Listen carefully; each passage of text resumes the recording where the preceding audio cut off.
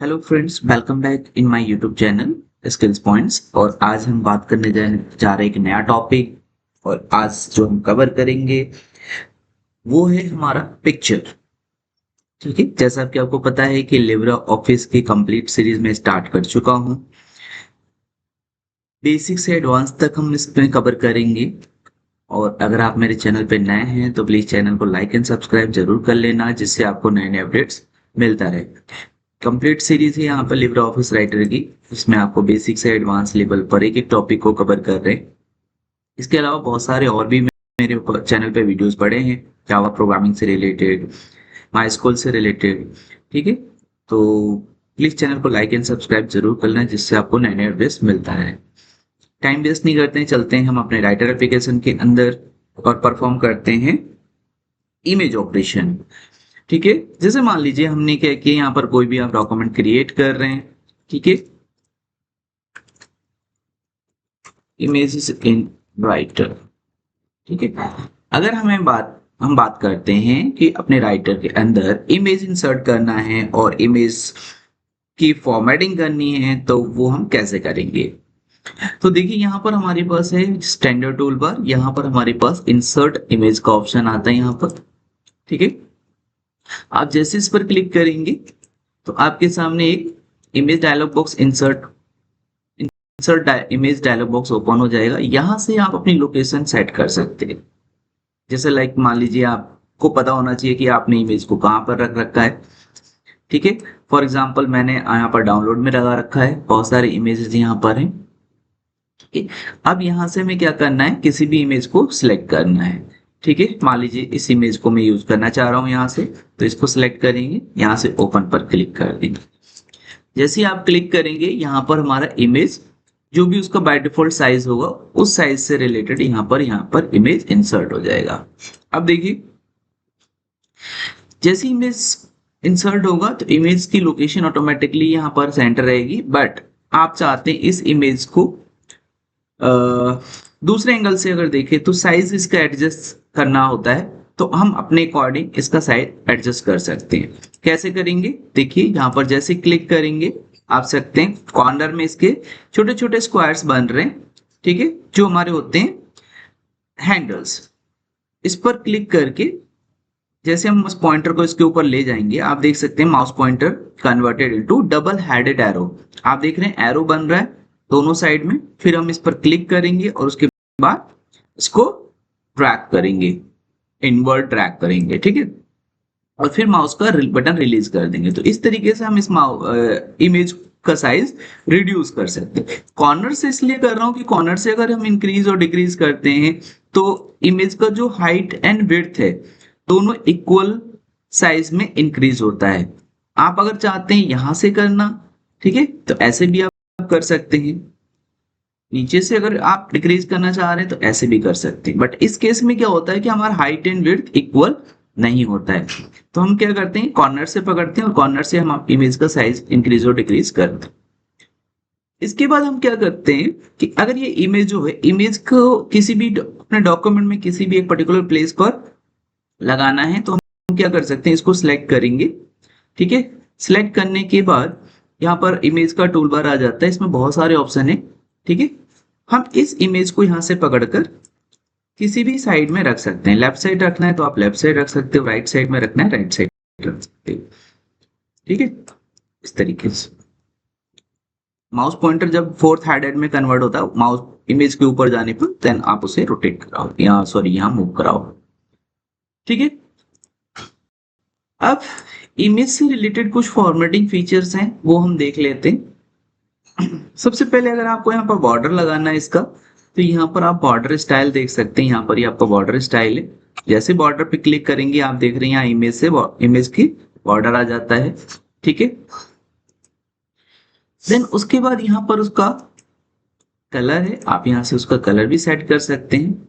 ठीक है, आप अपने अकॉर्डिंग यहाँ पर उसका कलर देख सकते हैं। ये बाय डिफॉल्ट जो इमेज है वो कलरफुल है, हम इसको यहाँ से ग्रे करना चाहते हैं। ठीक है, ग्रे स्केल आप इसको चेंज कर सकते हैं। ब्लैक एंड व्हाइट को इमेज कन्वर्ट करना है, आप इसको ब्लैक एंड व्हाइट में कर सकते हैं। ठीक है, एंड वाटर मार्क में लगाना है तो आप इसको वाटरमार्क में भी लगा सकते हैं। ठीक है, तो यहां से हम अपने इमेज को अलग अलग तरीके से फॉर्मेट कर सकते हैं। एक और टॉपिक है दैट इज इमेज को अगर हमें फ्लिप करना है, ठीक है, तो यहां पर हमारे पास है फ्लिप हॉरिजॉन्टल वर्टिकल हॉरिजॉन्टल और rotate 90 degree left rotate 90 degree right. तो इस तरीके से हम इमेज को अलग अलग तरीके से फ्लिप कर सकते हैं। मैंने क्या किया, फ्लिप वर्टिकल कर दिया, ठीक है, फिर यहाँ पर फ्लिप वर्टिकल कर दिया, तो वर्टिकली ये एंगल आपका चेंज हो जाएगा। यहाँ पे फ्लिप हॉरिजॉन्टल कर दिया तो फ्लिप यहाँ से हॉरिजॉन्टल, आप देख रहे हैं लेफ्ट से राइट राइट से लेफ्ट, ठीक। नेक्स्ट यहाँ पर रोटेट 90 डिग्री लेफ्ट, अगर मुझे रोटेट 90 डिग्री लेफ्ट करना है तो आप यहाँ पर यूज कर सकते हैं इस बटन पर। रोटेट 90 डिग्री राइट तो आप यहाँ से, तो कहने का मीन्स कि आप इसको 90 डिग्री 4 डायरेक्शन में कहीं भी कर सकते हैं। ओके, एक ऑप्शन आता है रोटेट का, यहाँ तो हम लोग ऑप्शन की सहायता से जा रहे हैं जो बाय डिफॉल्ट सेटिंग है, बट रोटेट ऑप्शन जो है इसकी सहायता से क्या करते हैं, जैसे ही हम लोग इस रोटेट बटन पे क्लिक करेंगे आप देख सकते हैं जो कॉर्नर में हमारा हैंडल था स्क्वायर वाला नाउ कन्वर्ट हो चुका है एक रोटेट एंगल में। जैसे मैं उस पॉइंटर को इसके ऊपर ले जा रहा हूं आप देख सकते हैं ये एक रोटेट एंगल में कन्वर्ट हो चुका। अब इस पर क्या करेंगे, जैसे इस पर क्लिक करेंगे आप इस इमेज को अपने अकॉर्डिंग कैसे भी चेंज कर सकते, किसी भी एंगल में आप इसे रोटेट कर सकते, ठीक है। आप देख सकते हैं एंगल का इमेज का साइज ऐसा होगा, इमेज हमारा दूसरे एंगल में चेंज हो गया। मैं एक इमेज की कॉपी कर लेता हूं यहाँ पर, ठीक है, यहाँ पर इमेज को हम पेस्ट कर लेते हैं। फाइन, ये है, इसको भी रोटेट करते हैं थोड़ा सा दूसरे एंगल से, ये देखिए। तो आप अपने अकॉर्डिंग जिस इमेज को जिस एंगल में चाहें उस एंगल में आप उसे रोटेट कर सकते। ओके, नाउ नेक्स्ट एक और फीचर है जो हमारा है ट्रांसपेरेंसी। अब इमेज में अगर हमें ट्रांसपेरेंसी सेट करनी है आप यहां से उसकी ट्रांसपेरेंसी कम ज्यादा कर सकते हैं। हम देख रहे हैं यहां से क्या हो रहा है, हमारा इमेज जो है ट्रांसपेरेंट हो रहा है, यानी आप देख रहे हैं कि ये बिल्कुल वाटरमार्क में चला गया।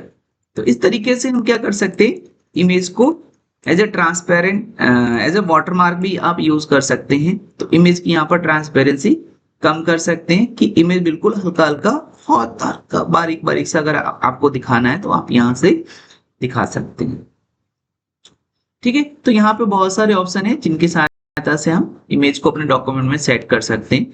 यहाँ पे बहुत सारे ऑप्शन है, देखिए बिफोर टेक्स्ट, अगर हमें यहाँ पर इमेज लिखना है, इमेज को कई तरीके से यूज करना है, ठीक है।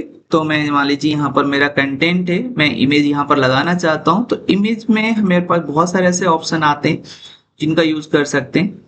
नन बाय डिफॉल्ट नन अगर हम यूज करते हैं तो इस इमेज को अगर मैं यहाँ से उठाकर यहाँ पर रखता हूँ तो ये ऑटोमेटिकली डेटा को इधर उधर शिफ्ट कर देगा, देख रहे हो। सेकेंड ऑप्शन पे जाता हूँ पैरेलल पे, तो आप देख रहे हैं यहाँ पर हमारा डेटा इमेज के अकॉर्डिंग एडजस्ट कर रहा है, ठीक है, और बाकी टेक्स्ट को इधर उधर शिफ्ट कर रहा है, ठीक है। बिफोर की अगर हम बात करें तो इसमें क्या होगा कि इमेज हमारा जो है, ठीक, वो आफ्टर द टेक्स्ट होगा, यानी टेक्स्ट जो है टेक्स्ट वो बिफोर द इमेज होगा, ठीक। और अगर आफ्टर करूंगा तो इसमें क्या होगा, टेक्स्ट आफ्टर द इमेज होगा। तो टेक्स्ट को हम अपने अकॉर्डिंग एडजस्ट कर सकते हैं, यानी इमेज हम कहीं पर भी ऐसे लगाएंगे तो उसके अकॉर्डिंग हमारा टेक्स्ट रन करेगा, ठीक है। थ्रू कंडीशन में क्या होता है कि हम इमेज को किसी भी ऑब्जेक्ट के ऊपर इस तरीके से कहीं पर भी घुमा सकते हैं। कहने का मतलब कई सारी चीजें हैं इमेज से रिलेटेड, हमें इमेज को एडजस्ट करना आना चाहिए, बिकॉज इमेज अपने आप में एक ऑब्जेक्ट है, ठीक है, और इसको एडजस्ट कर सकते हैं।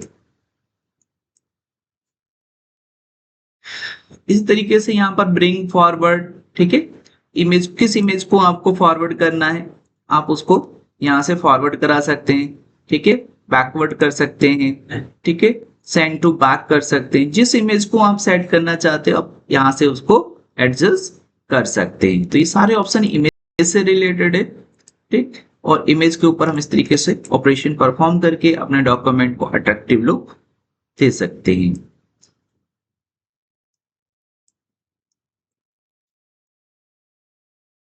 ठीक है, तो आज के लिए इतना ही। मिलते हैं एक नए वीडियो में एक नए टॉपिक के साथ। जब तक के लिए थैंक यू वेरी मच।